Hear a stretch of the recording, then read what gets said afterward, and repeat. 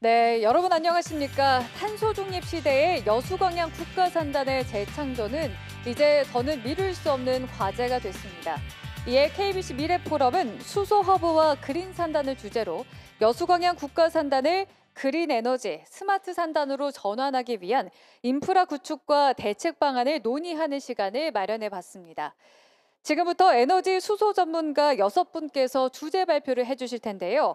첫 번째로 주제 발표를 해주실 분은 대통령 정보과학기술보좌관을 역임하신 박기영 순천대학교 교수님이십니다. 글로벌 수소 허브로서 여수광양 발전 전략에 대해 발표를 준비해 주셨다고 합니다. 교수님을 무대 위로 모셔보도록 하겠습니다. 큰 박수로 맞이해 주시기 바랍니다.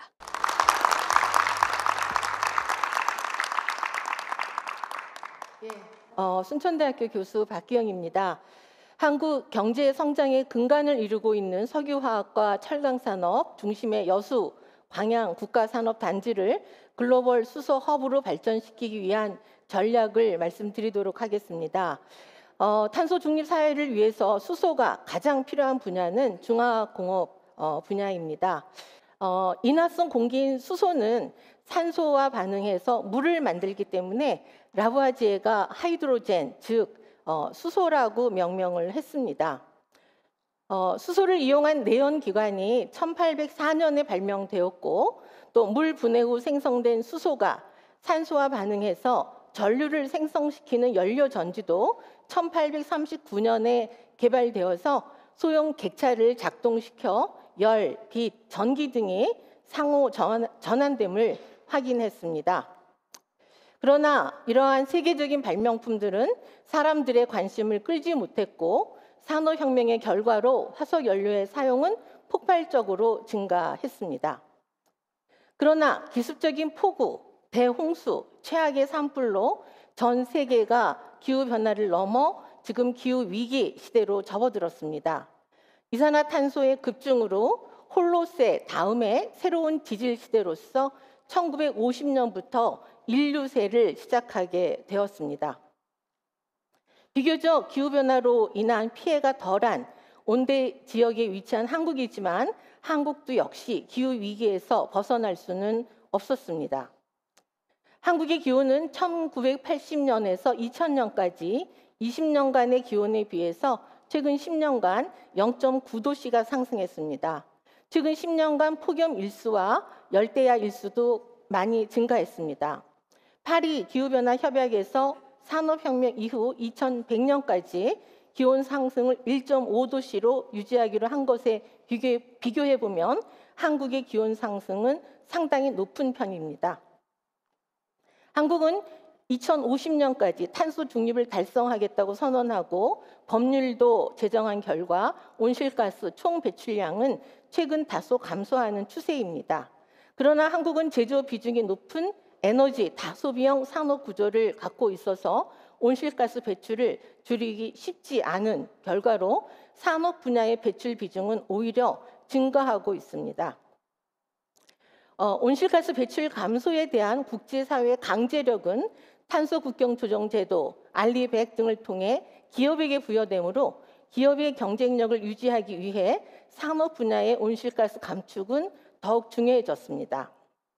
중화학공업이 밀집되어 있고 2000년대 이후 제조업의 성장이 크게 성장함으로써 전력 수요가 높은 여수와 광양에 남해안 남중권 등 화력발전소가 많아서 우리나라 온실가스 배출의 15.3%를 차지하고 있고 전남과 경남을 합친 남해안 지역은 18.9%로 온실가스 배출이 매우 높은 지역입니다. 산업 분야의 온실가스 감축을 위해 수소에 주목하게 됩니다. 에너지 운반체로서 수소는 장점과 단점을 갖고 있습니다. 에너지 단위당 무게는 가벼워 용도가 다양하지만 부피가 커서 압축을 해야 하므로 비용이 많이 듭니다. 수소 운반을 비롯해서 탄소 포집과 저장 및 활용, 즉 CCUS 등 해결해야 할 기술 분야가 아직 많이 남아있고 그래서 또한 기회도 열려 있습니다. 2022년 대비 10년 후에는 수소의 시장 가치가 2배로 늘어날 것이며 특히 계질 수소, 즉 그레이 수소의 생산 수율이 높아 이 방식의 사용이 크게 증가할 것입니다. 특히 아시아 지역에는 한국과 일본이 매우 큰 수소 수입국이 될 것입니다. 2022년에 수소 생산 방식은 계질 수소가 78%를 차지하고 있습니다. 2021년 수소 생산을 위한 원료로 61%가 천연가스이고 석탄이 19%이지만 수전에는 0.04%에 불과하고 탄소 포집 장치를 갖고 있는 분류수소는 1%도 채 안 됩니다. 수소 사용 분야도 석유 정제, 암모니아와 메탄올 생산을 위주로 이용하고 있으며 철강 생산에는 5%가 사용되었습니다. 그러나 2050년 탄소 중립을 위해서는 현재보다 6, 7배의 수소가 더 필요합니다. 한국, 중국, 일본이 위치한 아시아 태평양 지역은 수소 수요가 특히 폭발적으로 증가할 것으로 예상되는 지역입니다. 현재는 중국에서 계질 수소를 집중적으로 생산하고 있어 전 세계 평균 수치보다 아시아에서의 계질 수소 비중은 10%가 높은 편입니다. 블룸버그의 자료에 의하면 2023년 한국의 계질 수소와 분류수소 생산 비용은 기술 선진국들에 비해 다소 높지만 크게 차이는 나지 않았습니다. 그러나 수소 생산 비용은 전 세계 모든 국가에서 다른 수소보다 비용이 2~3배 이상 월등하게 높았습니다. 특히 한국은 그린 수소 생산비가 세계에서 가장 높은 수준입니다.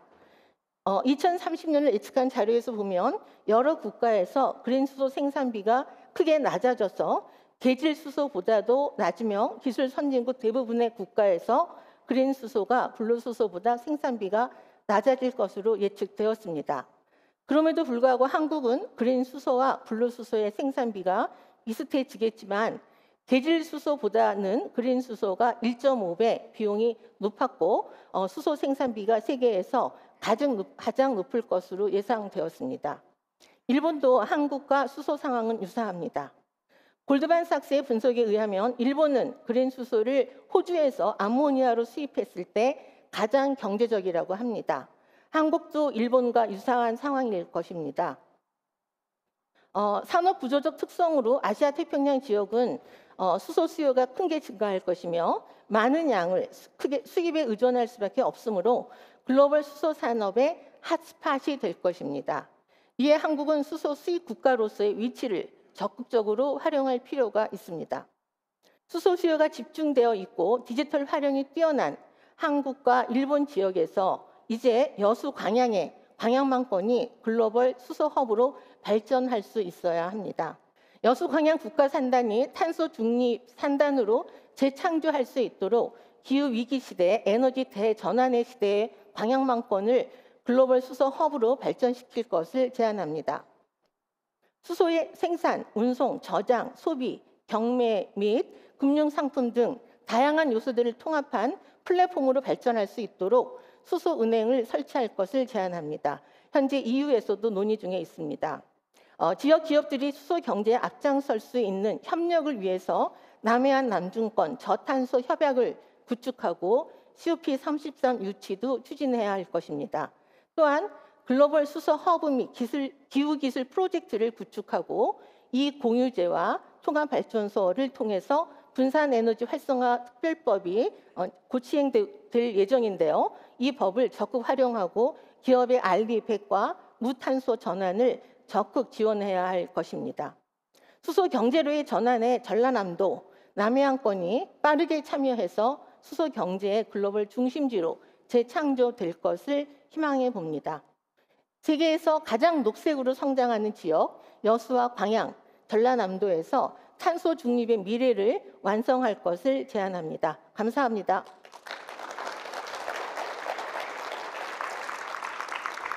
네, 수소 수요를 기반으로 여수 광양이 글로벌 수소 허브가 되기 위해서는 어떤 전략을 가져야 하는지 잘 알 수 있었습니다. 박기영 교수님께 다시 한번 큰 박수 부탁드립니다. 네, 이어서 바로 두 번째 발표를 진행해 보도록 하겠습니다. 이번 주제는 산단 수소화를 위한 기술 개발 현황입니다. 한종희 켄텍 수소에너지 연구소장님께서 발표를 진행해 주시겠습니다. 큰 박수로 맞이해 주시기 바랍니다.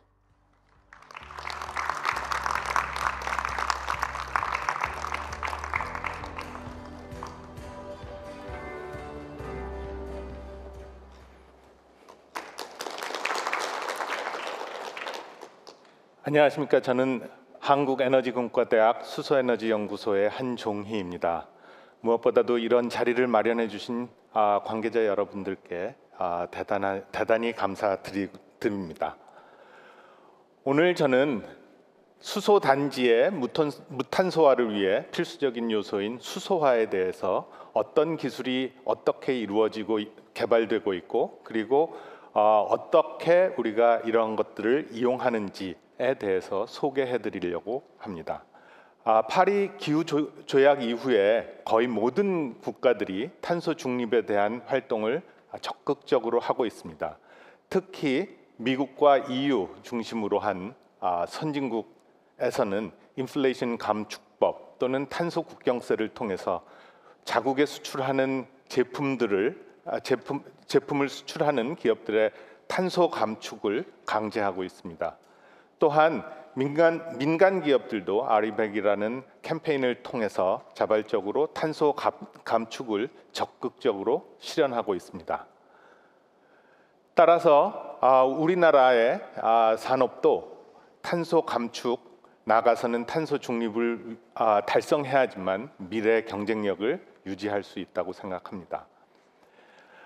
이러한 중요성을 인식한 우리 정부도 2050년에 탄소 중립을 선언했고, 온실가스를 2018년 대비 40% 감축하려는 국가 온실가스 감축 목표를 발표하였습니다.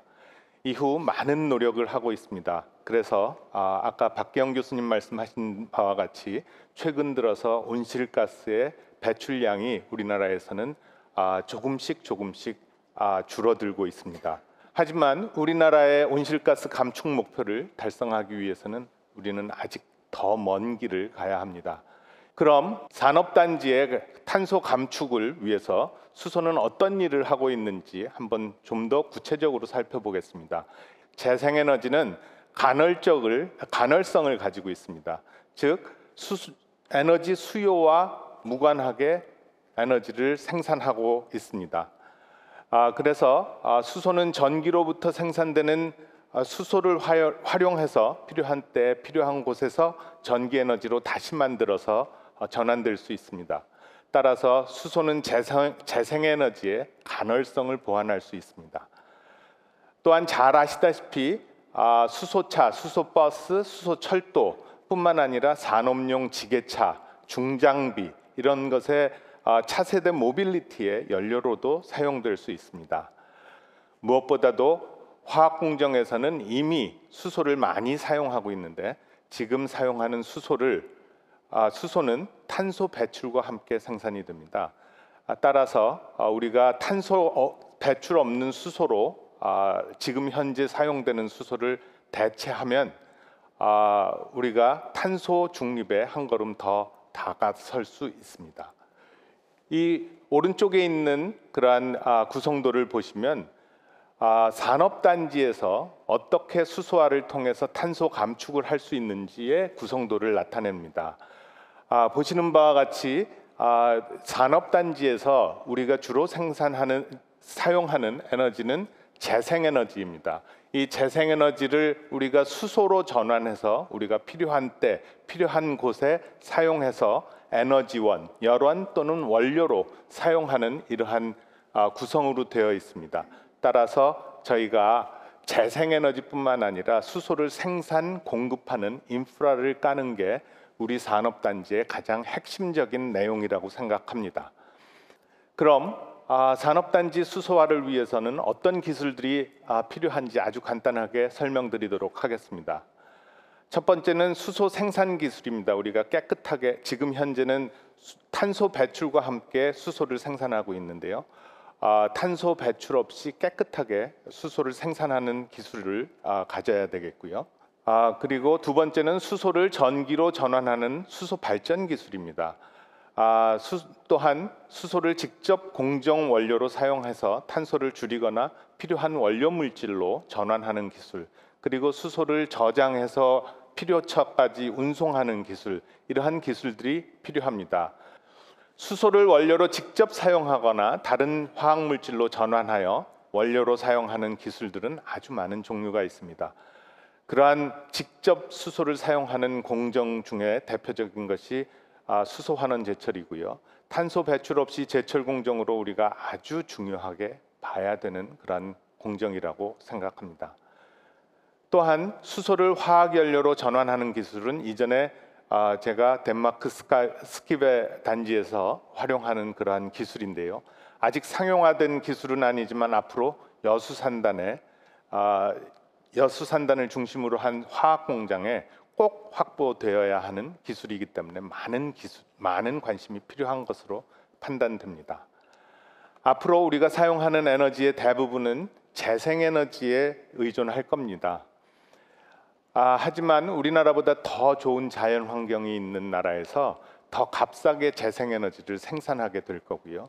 그러한 경우엔 우리가 일부분의 재생에너지를 다른 나라에서 생산해서 가져와야 할 그러한 상황이 있을 겁니다. 그렇게 재생에너지를 수입하는 방법은 수소의 형태로 이송해서 우리나라에 가지고 들어오는 겁니다. 수소를 해외에서 이송하려면 배로 이송을 하게 되고요. 배에 가장 적합한 수소를 적합하게 저장할 수 있는 방법은 액체 상태로 저장하는 겁니다. 따라서 우리가 수소를 저온으로 내려서 액체 상태로 만드는 액화 기술이 중요하고요. 또는 우리가 화합물 형태로 다른 암모니아와 같은 화합물 형태로 액상으로 만들어서 수입하는 그러한 방안이 굉장히 많이 논의되고 있습니다. 특히 암모니아의 경우에는 현재에도 국제 교역망이 다 갖춰져 있기 때문에 빠른 시일 안에 실현될 수 있는 가능성이 매우 높은 그러한 기술이라고 생각합니다. 따라서 항만과 산업단지 모두 위치한 여수 광양만에서는 수소를 수입하고 활용하고 그리고 다른 지역으로 배송하는 그러한 인프라를 잘 갖춰야 경쟁력을 더 높일 수 있는 그러한 방안이 될 것이라고 생각합니다. 이상 발표를 마치겠습니다. 감사합니다.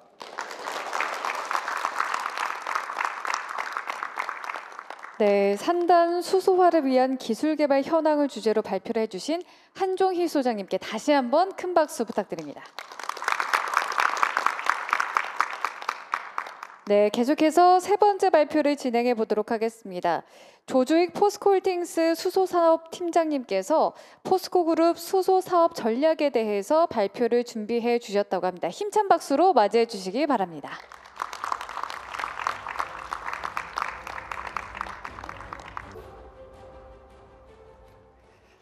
네, 안녕하십니까. 저는 포스코홀딩스 수소사업 팀장을 맡고 있는 조주익 전무입니다. 저희 포스코그룹은 2020년 2050 탄소 중립을 선언했습니다. 가장 많이 CO2를 배출하고 있는 기업으로서 당연한 의무라고 생각하고 있습니다. 이때 탄소 중립을 향한 저희의 어떤 핵심 수단은 앞서 설명드렸습니다만 수소환원 제철입니다. 이 수소환원 제철이라는 것은 석탄을 대신해서 수소를 가지고 철강석을 환원하는 새로운 제철 공법입니다. 이렇게 되면 CO2가 전혀 나지 않습니다. 대신에 대규모 수백만 톤의 수소가 필요로 하게 됩니다. 그게 바로 저희 포스코그룹이 수소 사업을 집중적으로 육성하는 이유이기도 합니다. 저희 포스코그룹의 메인 수소 사업의 모델은 수소의 생산입니다. 해외에서는 재생에너지와 CCS를 이용해서 그린 수소와 블루 수소를 생산하고 국내에서는 기술 개발을 통해서 청록 수소 또 원전 수소를 생산할 계획을 가지고 있습니다. 해외에서 생산된 수소는 이제 이송이 필요한데 이종희 박사께서 설명하신 것처럼 여러 가지 수단 중에 저희는 암모니아로 합성해서 암모니아로 국내로 운송하고 그 암모니아를 그대로 공급할 수도 있고 또 암모니아에서 수소를 추출해서 사용할 수도 있습니다. 저희 회사의 수소 사업의 목표는 2050년까지 연간 약 700만 톤의 수소 생산 체제를 구축하는 것입니다. 700만 톤 중에 저희 내부 수요가 약 500만 톤 정도가 될 것으로 보이는데요. 이 500만 톤이라는 규모는 정부가 발표한 2050년 우리나라 전체 수소 수요의 어떤 20%에 해당하는 대규모가 되겠습니다. 이 같은 이 500만 톤 규모로 하는 것은 결국 이제 최대 생산자이면서 이제 퍼스코가 최대 수요처가 된다라는 것을 의미하는 것이고요. 이처럼 대량의 청정수소를 안정적으로 또 생산하기 위해서는 재생에너지가 풍부하고 또 저렴한 지역이 필요합니다. 따라서 저희 회사는 중동, 그다음에 북미, 호주, 말레이시아 이런 6대 전략 지역을 선정을 했습니다. 그래서 해당 지역에서 대규모의 청정수소 생산 프로젝트를 개발 중인데요. 앞으로 이 수소 사업은 저희 그룹 내에서 경제적, 그다음에 환경적, 사회적 가치를 창출해서 향후에 철강과 2차 전지에 이은 새로운 성장 동력으로 삼겠다는 것이 저희 회사의 기본 목표가 되겠습니다. 먼저 경제적 가치 창출 계획입니다. 경제적 가치 창출하는 것은 결국 이제 경제적으로 우위를 확보해서 이익을 많이 남기는 건데요. 구조적인 경쟁력을 확보하는 것이 중요하다 이렇게 보고 있습니다. 그럼 구조적인 게 어디서 나오느냐?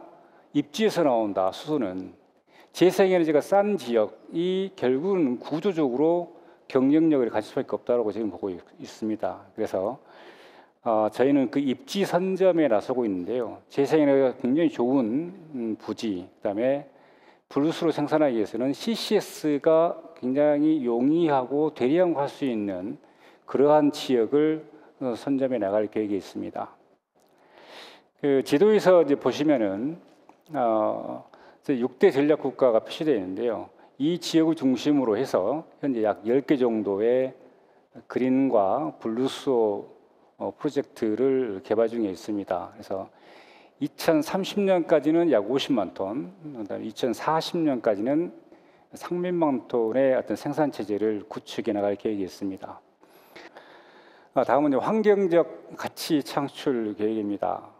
저희가 수소를 통해서 궁극적으로 하고자 하는 것은 결국은 말씀드린 대로 양제철소의 철강을 CO2가 전혀 나지 않는 그린 스틸로의 전환을 추진한다는 것입니다. 그래서 이에 수소하는 제철은 26년에 시험 플랜트를 좀 준비 중에 있고요.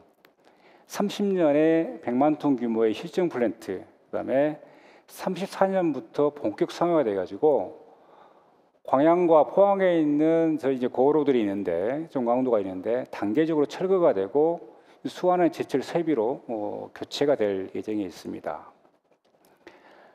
이러해 필요한 수소도 이제 계속 늘어나게 되는데요. 약 말씀드린 대로 해외에서는 이제 그린 수소와 블루 수소를 생산해서 이제 공급하고 국내에서는 청록수소와 원전수소를 생산해서 공급하는 것을 계획을 하고 있습니다. CCUS도 추진을 하고 있습니다. CCUS라는 것은 한정희 박사님과 교수님께서 말씀드려서 따로 설명하지 않겠습니다만 CO2를 포집해서 저장하는 그런 사업이 되겠습니다. 기존의 고로를 수소를 통해서 이렇게 설비를 전하는 것 외에 고로에서 직접 CO2를 포집해서 그걸 갖다 묻으면 고로에서 나오는 CO2를 획기적으로 줄일 수가 있습니다. 그래서 수소하는 제철과 CCS를 약간 병행한다는 계획을 가지고 있습니다. 그래서 30년에는 약 250만 톤으로 시작을 해서 궁극적으로 2050년에는 연간 약 2천만 톤 수준까지 CO2를 포집을 해서 저장을 할 계획을 가지고 있습니다. 다음은 이제 사회적 가치 창출입니다. 이제 수소에 여러 기술이 있는데 저희가 필요로 하는 수소 핵심 기술을 이제 국산화를 할 계획이 있고 또 지역의 수소 생태계 구축을 통해서 사회적 가치, 지역적 가치를 향상할 계획이 있습니다. 무엇보다도 국내 그 정부에서도 거의 80%의 수소를 해외에서 수입한다는 계획을 가지고 있습니다. 그만큼 이제 국내에서는 청정수소 생산 여건이 열악합니다. 저희도 마찬가지 거의 70%, 80%를 해외 생산 계획을 가지고 있는데 그러나 모든 기반이 이제 해외로 나가게 되면 국내에서 밸류가 상당히 어려움이 있습니다. 그래서 저희 회사는 국내에서도 뭔가 저원가로 청정수소를 생산할 수 있는 그러한 방안을 기술을 만들어야겠다는 생각을 가지고 있습니다. 그래서 뭐 완전한 정답이라고 볼 수 없습니다만 그래도 유사한 어떤 해결책이라고 볼 수 있는 것 중에 하나가 청록수소, 그다음에 온전을 이용한 고온 수준의 기술, 이런 것들은 일부 대안은 될 수 있다 이렇게 생각을 해서 관련된 기술을 현재 개발하고 있고, 또 전 세계를 대상으로 한 관련 기술을 가지고 있는 벤처기업 투자도 현재 병행을 하고 있습니다. 한편 이제 광양하고 포항이 저희 회사의 거점 도시인데요. 이런 제철수 기반의 도시에서는 수소의 생산과 인프라 구축, 또 활용에 이르는 전체 수소 클러스터 사업에 저희가 주도적으로 좀 참여를 하고 있고요. 특히 이제 광양 같은 경우는 해외에서 수입되는 수소를 저장하고 운송하는 터미널이 필요한데 남이 필요합니다. 남부권, 동해권, 서해권의 거점 터미널이 필요한데 저희는 광양을 남부권의 거점 터미널로 육성하고 개발해 나갈 계획이 있습니다. 수소 사업은 사실 어려움이 많습니다. 변수도 많고 정책도 바뀌고 금세금세 기술도 아직은 필요한 기술들의 성숙도 낮기도 합니다. 그래서 해결할 이슈도 있고 극복해야 할 과제도 많습니다. 하지만 저희 포스코 그룹은 반드시 탄소 중립을 해서 해야 할 사업으로 보고 있습니다. 철강에서 그랬지만 저희 수소 사업에 있어서도 지역 사회와 함께 하지 않으면 성공하기 힘들다라는 게 저희 회사의 기본 인식입니다. 그래서 앞으로 저희 포스코 그룹이 나가는 어떤 수소 사업의 여정에 있어서 우리 지역 사회, 지역 정부 많은 지원과 관심을 부탁드리겠습니다. 감사합니다. 네, 포스코에서는 이 수소 사업을 어떻게 진행하고 있나 궁금하셨던 분들 많으셨을 것 같은데요. 오늘 이 시간을 통해서 궁금증이 좀 해소되셨으리라 생각이 됩니다. 조주익 팀장님께 다시 한번 큰 박수 부탁드립니다. 네, 다음은 조준식 한국연구재단 에너지환경단장님께서 수소기술 개발 정책 현황에 대해 발표를 해주시겠습니다. 단장님을 무대 위로 모시겠습니다. 힘찬 박수로 맞이해 주시기 바랍니다.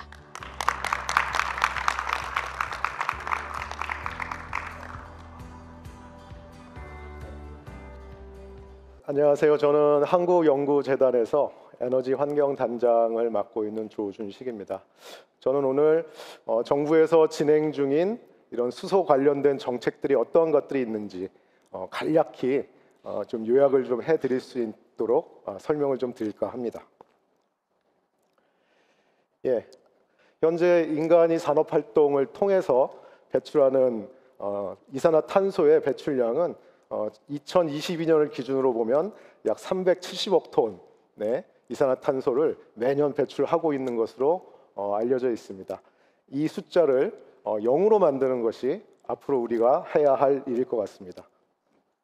우리나라도 이 370억 톤 중에 한 2% 정도의 온실가스를 배출하고 있다고 알려져 있습니다. 2%라고 하면 굉장히 작은 숫자처럼 느껴지지만 사실은 국내 우리나라가 이 지구상에 차지하고 있는 면적에 비한다면 굉장히 큰 숫자라고 반대로 생각하실 수 있을 것입니다. 국제에너지기구에서는 이미 2050년까지 인류가 탄소 중립을 실현할 수 있는 다양한 경로를 조사를 했습니다. 그리고 이런 방법들을 통해서 탄소 중립을 이뤄야 한다는 목표도 제시를 하고 있습니다. 2050년의 미래 사항을 정의를 해보면 전력의 70%, 지금 대부분 석탄, 석유 등을 이용한 천연가스 등을 이용한 이런 화석 연료를 태양광과 풍력 기반의 전력으로 전환해야 된다. 인류가 사용하고 있는 전력의 70%를 전환해야 된다라고 얘기를 하고 있습니다. 현재 인류는 전기화를 통해서 전력의 효율화를, 에너지의 효율화를 이끌어내고 있는데, 그래서 앞으로 전력에 대한 중요성은 점점 더 늘어날 것으로 알려져 있습니다. 이 부분을 70%나 태양광이나 풍력 등의 재생에너지로 활용한다는 것은 굉장히 도전적인 목표다라고 생각할 수 있습니다.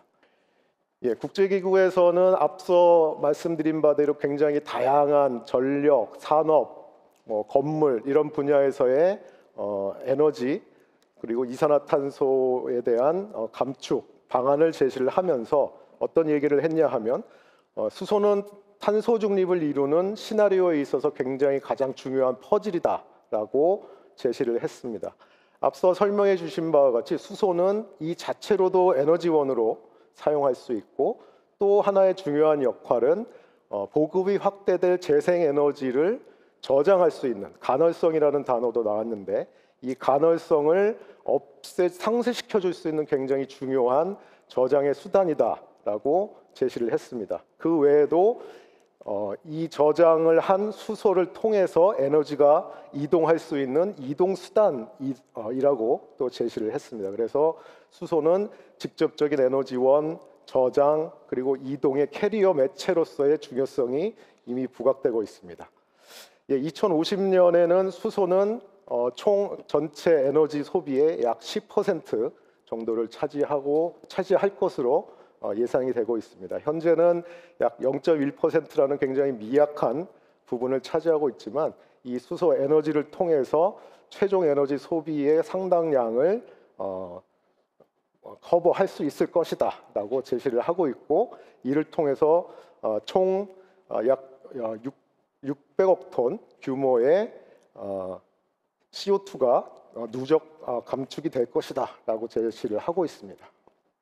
수소는 현재로는 석유화학의 정제 산업, 정제 부분 그리고 산업의 일부 원료로서 사용이 되고 있습니다.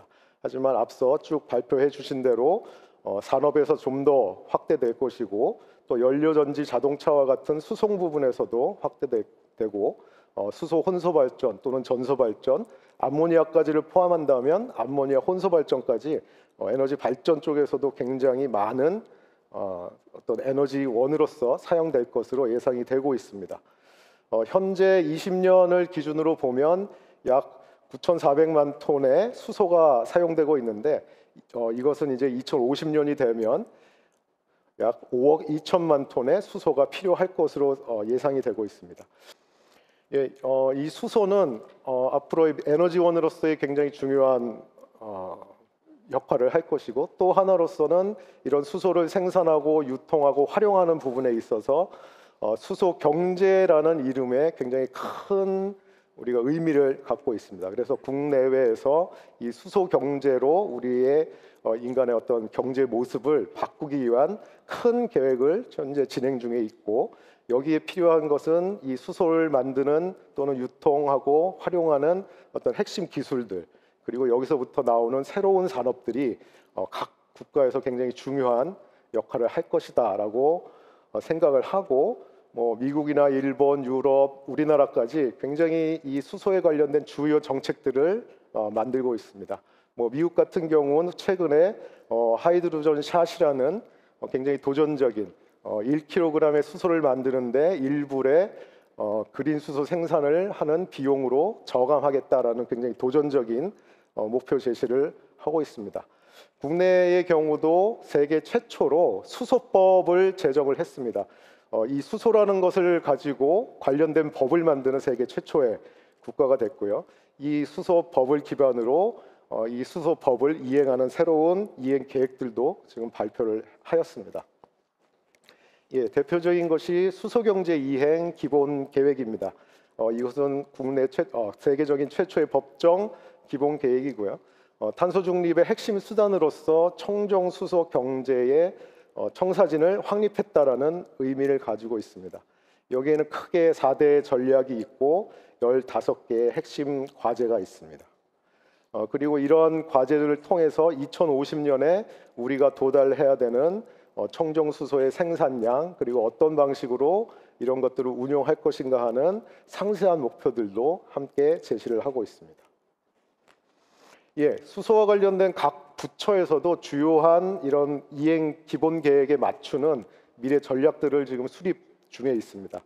과기정통부에서는 수소기술 미래 전략을 세웠고요. 차세대 수소 생산이나 저장, 운송과 활용과 관련된 차세대 초격차 기술 개발에 주력을 하고 있습니다. 이런 부분들을 통해서 기존의 기술과는 차별화된 미래 기술을 개발하고 국산화를 통해서 수소 산업의 경쟁력을 높일 수 있는 그런 기본이 되는 기초 연구들을 진행을 하고 있습니다. 산업부회 같은 경우는 수소 산업 육성 전략을 통해서 우리나라가 이제 수소 산업의 주요한 선도 국가가 될 수 있는 그런 4대 중점 전략들을 제시를 하고 있습니다. 그래서 인프라의 구성뿐만 아니라 기초적인 산업의 육성 방안들을 제시를 하고 있고, 이 계획들에 맞춰서 차근차근 수전의 국산화라든가 유통 시설이라든가 인프라 구축과 관련된 주요 산업적인 계획들을 시행해 나가고 있습니다. 국토부는 수소도시 추진 전략을 갖고 있습니다. 그래서 세계 최초로 수소도시를 조성하는 이런 추진 전략을 진행을 하고 있고요. 아마 광양시도 최근에 수소도시로서 수소도시 조성 사업에 선정이 돼서 이 전략에 함께 참여하고 있는 것으로 알고 있습니다.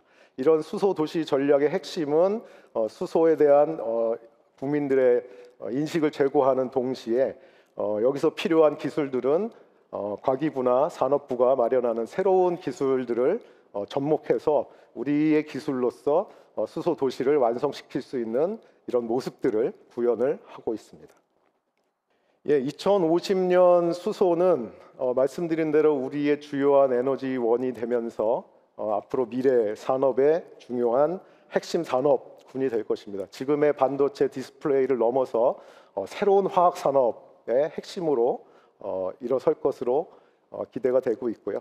보시는 바와 같이 경제적으로나 고용의 측면, 또 온실가스의 직접적인 감축, 이런 부분에서 가장 중요한 역할을 할 핵심 분야라고 생각이 됩니다.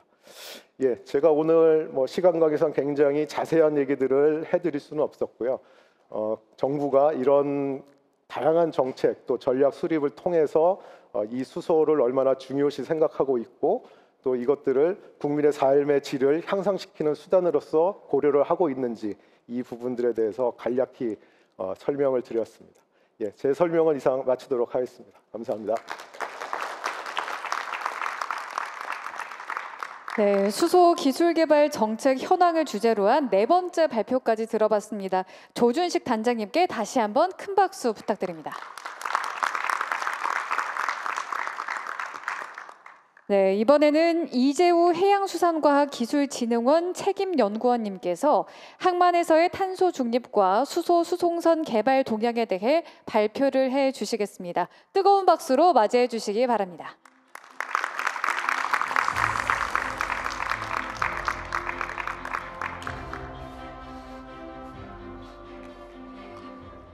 저는 해양수산과학기술진흥원의 이재우 책임연구원입니다. 해양수산과학기술진흥원은 해수부 산하기관으로 해양수산 분야의 R&D를 기획, 관리, 평가하는 기관입니다. R&D 지원 기관에서 나왔으니 중장기적 관점에서 해상에서의 수소 인프라에 대해 말씀드리고자 합니다. 오늘 발표의 키워드는 탄소 중립과 수소입니다. 바다를 지배하는 자가 세계와 불을 지배한다. 다소 진부한 표현이지만 이의 중요성을 직접적으로 경험하는 것은 쉽지 않습니다. 숫자로 보면 전 세계 글로벌 물동량 중 해상을 통한 수송 비율이 85%입니다. 물류 측면에서 섬과 같이 단절된 우리나라의 경우 수출입 물동량 중 선박을 통한 비율이 톤수 기준으로 99.7%에 달합니다. 이러한 수치를 본다고 해도 해운 조선 산업의 중요성을 직관적으로 이해하기에는 쉽지 않습니다. 화면에서 보시는 그림은 현재 전 세계에서 운항을 하고 있는 선박들의 현황을 갖다가 나타내고 있습니다. 해변에 놀러가면 지평선 밖으로 상선이 보이지 않지만 우리 눈에 보이지 않더라도 작년 말 기준 5,000톤 이상 약 28,000척의 대형 상선이 바다를 누비고 있습니다. 세계 물류의 혈관과 같은 역할을 수행하고 있습니다. 선박 건조 기술, 그리고 선박 운항의 경쟁력, 그리고 주요 항로에 대한 실질 지배력이 엉그러져서 전 세계 부를 지배하게 됩니다. 최근 해운조선 경쟁의 화두는 환경규제입니다. 가장 강력한 규제 중 하나는 해상 온실가스 배출 규제입니다. 국제해사기구는 해운조선 분야를 다루기 위한 유엔 산하기구입니다. IMO에서 결정하게 되면 전 세계를 운항하는 선박의 특성상 규정을 따를 수밖에 없는 강제력이 발생하게 됩니다. IMO의 해양환경보호위원회는 올해 7월 해상에서의 탄소 배출량 제로 목표 시기를 당초 2100년에서 2050년으로 수정하였습니다.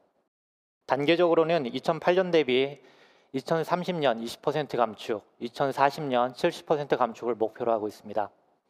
선박은 선종에 따라 선박의 수명이 다르지만 통상적으로 20년 이상의 수명을 갖고 있습니다.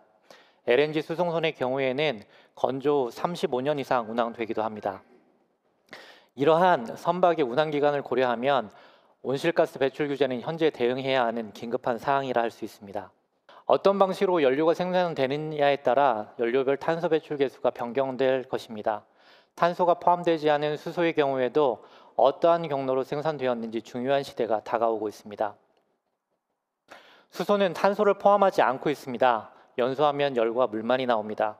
액화수소를 만들어 선박 연료로 사용하고 싶지만 액화수소를 유통하기 위해선 수소 저장 기술, 선박의 연료를 하기 위한 수소 연소기관 개발이라는 난관이 현재 남아 있습니다.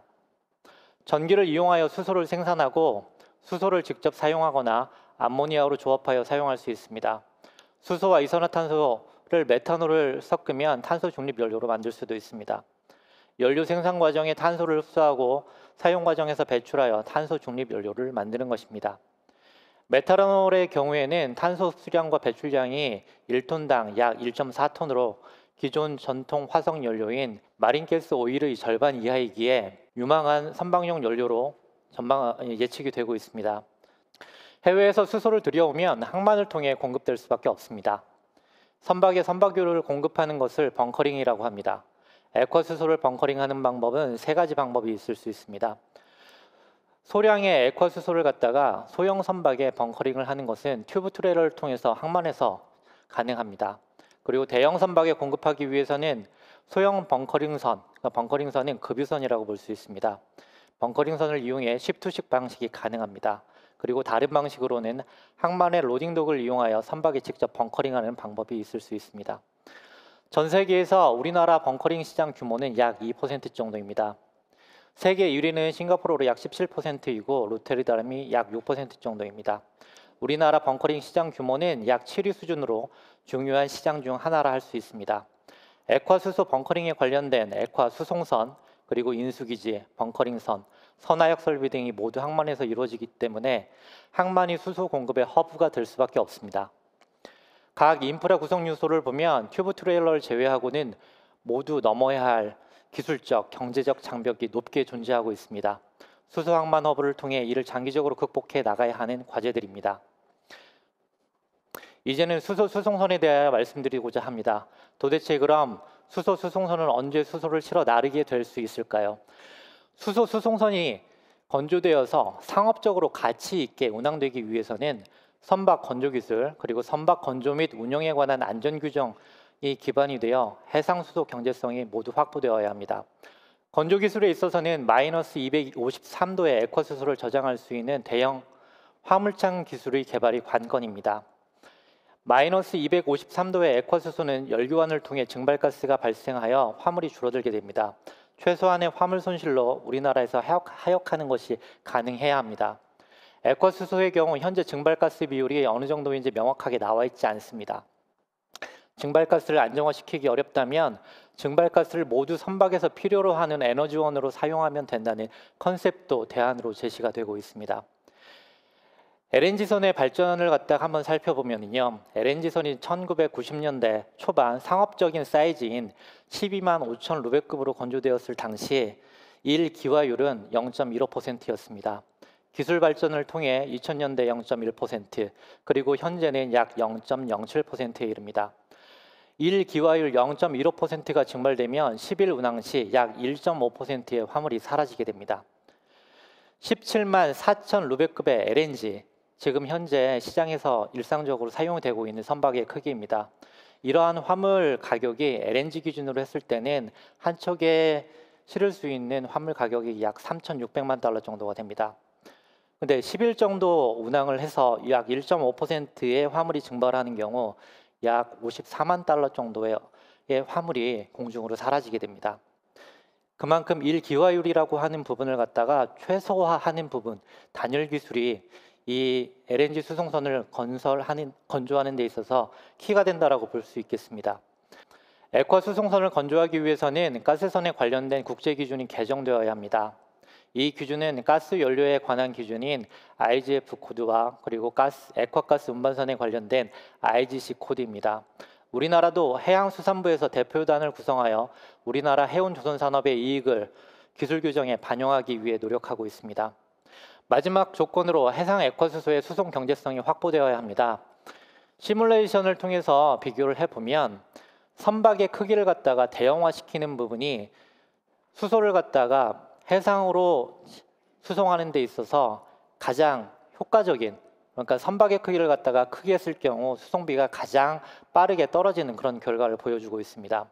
저희 킴스트에서는 산업부, 해수부와 연계해서 이러한 R&D를 갖다가 수소 수송선을 갖다가 현실화하기 위한 그런 R&D를 갖다가 적극적으로 진행하여 우리나라 해운, 조선 그리고 항만 분야에 있어서 수소 기술이 전 세계를 리드하는데 적극적으로 지원하도록 하겠습니다. 이상 발표를 마치도록 하겠습니다. 네, 수소를 운반하는 데 가장 중요한 부분 중에 하나인 수소 수송선의 개발 현황에 대해서 잘 알 수 있었습니다. 이재우 연구원님께 다시 한번 큰 박수 부탁드립니다. 네, 끝으로 문병철 동부가 LNG 허브 터미널 대표님께서 탄소 중립을 향한 에코에너지 허브 추진 전략을 주제로 발표를 해 주시겠습니다. 힘찬 박수로 맞이해 주시기 바랍니다.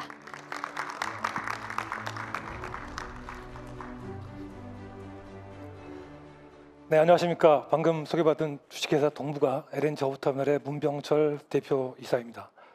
오늘 제가 발표할 주제인 탄소 중립을 향한 에코에너지 허브 전략에 대해서 간단히 빠른 시간 내에 설명을 드리도록 하겠습니다.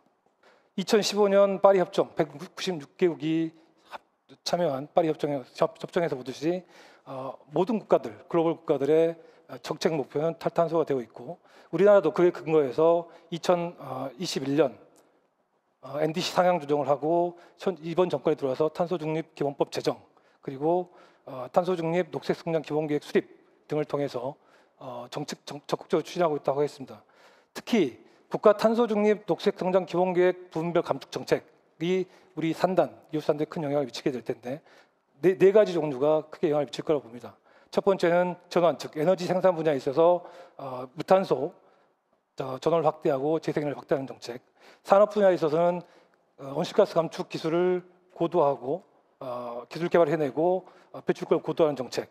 특히 수소 정책에 있어서 수소 발전 2차 시장을 개설하고 청정수 인재 도입하고 암모니아 인수기 구축하는 등 수소 경제를 정책적으로 추진하는 거. 그다음에 CCUS 정책 등은 앞으로 우리 탄소 중립을 추진하는 데 있어서 기업들이 가장 고려해야 될 사항이라고 생각합니다. 이러한 기본 정책 하에 여수를 중심으로 한 남해안권은 굉장히 중요한 지역이라고 생각을 합니다. 즉 아까 많은 설명이 있듯이 남해권 온실가스 배출 현황은 총 9,030만 톤으로 우리나라 배출량의 12%. 특히 또 한 통계를 관심 가져볼 게 그중에서 전남도에 있는 여수 산단이 사용하는 에너지 사용량은 65.8%, 그래서 배출되는 탄소는 41.7%. 이런 숫자를 보더라도 이 여수 산단을 중심으로 한 전남 지역은 우리 국가 탄소 중립 이행의 핵심 지역이라고 볼 수 있겠습니다. 오른쪽 사진에서 보듯이 이 묘도를 중심으로 한 여수 산단의 전경을 한번 그려보았습니다. 지금 여수 산단에는 GS 칼텍스를 비롯한 정유회사를 비롯한 케미칼 회사들, 석유화학 회사가 밀집해 있습니다. 결국 이 밀집된 회사들은 탄소 배출을 하고 있고 앞으로 탄소 저감을 위해서 상당한 노력을 기울여야 한다고 생각이 있습니다. 또 한 가지, 지금 이 산단을 중심으로 앞으로 석탄 발전소를 대체할 수 있는 LNG 발전소들이 들어서게 됩니다. 지금 묘도 안에 서부 발전소 들어서게 되고 이 산단 내에 신혼합 화력 발전이 LNG로 개최하게 되어 있습니다. 또한 열병합 발전소 1기가 용량이 배치되게 되어 있습니다. 이런 것들을 고려해 보면 앞으로 이 산단 내에서는 탄소 중립을 실현하기 위해서 청정 가스, 즉 저탄소 LNG, 수소, 암모니아의 공급이 그 어느 때보다 앞으로 중요해질 거라고 생각을 합니다. 구체적으로 하나씩 사업들을 설명을 드리겠습니다. 첫 번째, 2050년 탄소 중립 LNG 친환경 솔루션입니다. 저희가 먼저 1단계로 LNG 터미널 1단계 트레이딩 사업에 진출하도록 하겠습니다. 2027년까지 LNG 탱크 저장소 4기를 구축해서 LNG 400만 톤을 핸들링을 하고 그 400만 톤을 인근 발전소와 여수산단 기업에 공급할 것입니다. 그리고 그중 100만 톤은 저희가 직접 트레이딩을 통해서 저탄소 LNG를 들여오는 작업을 수행하겠습니다. 2단계로 2028년까지 기업이나 발전소의 공급뿐만 아니라 선박의 벙커링 그리고 일본에서 가져가는 반출입용 탱크를 구축하고 2030년에는 최종적으로 8개의 LNG 탱크 저장소와 항만, 본설비 시설을 구축해서 국내 1위의 상업용 저탄소 LNG 터미널에 될 수 있도록 저희가 사업을 추진해 나가도록 하겠습니다. 두 번째는 암모니아 사업입니다. 계속 말씀드렸듯이 암모니아는 사실 수소 생산의 브릿지 역할을 하고 있고 앞으로 석탄 발전소의 혼소용과 그다음에 지금 현재 암모니아를 사용하고 있는 공장들의 청정 암모니아 공급이 필요한 상황입니다. 그래서 저희 회사는 1단계로 2027년까지 암모니아 탱크 100만 톤 규모의 저장소를 마련하고 관련 항만, 건설비서를 구축해서 2027년부터 운영에 들어갈 수 있는 여수산단의 발전소, 석탄 발전소에 암모니아 혼수 물량을 공급하고 청정 암모니아를 공급하고 관련 기업들에게도 청정 암모니아를 공급해 나갈 것입니다. 최종적으로는 2단계로 2030년부터는 암모니아 도입된 암모니아를 바탕으로 계지를 통해서 수소 생산을 하고 그 수소를 발전소와 기업들에 공급하는 역할을 하게 될 것입니다. 마지막으로 탄소 중립 에너지 정착점이라는 수소 사업입니다. 수소 사업 아까 포스코 쪽에서 잘 설명하셨고 앞에 많은 분들이 설명해 주셨지만 결국은 여수 산단의 그린 산단 수소 허브 원리에서는 수소를 생산하고 공부할 수 있는 인프라를 구축하는 게 가장 중요하다고 생각합니다. 따라서 저희 회사도 2027년까지 LNG 기반의 CCUS를 통해서 청정 수소를 생산해내고 블루수소를 생산해내고 블루수소를 발전소와 기업에 공급할 인프라를 구축하는 게 목표입니다.